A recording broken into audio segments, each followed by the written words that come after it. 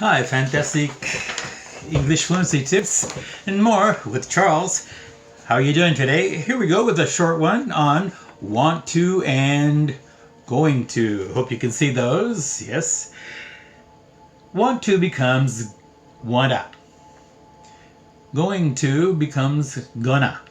You see the N sound here? The N pronunciation is emphasized. The n sound.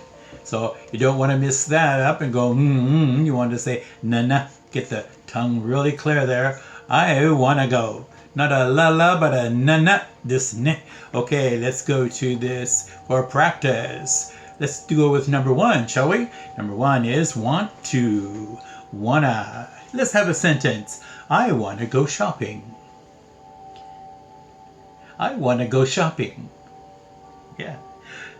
You want to go with me? You want to go shopping? You want to go shopping? Let's go to going to, which is gonna. Going to becomes gonna. Let's go to our sentences. We're gonna go swimming. Are you gonna go with us? Are you gonna go with us? You see, the N becomes a very clear n sound. Want to becomes wanna. Going to becomes gonna. Well, I hope these sentences help you and that you're able to pronounce this like a native speaking American English speaker. I hope it was help for you.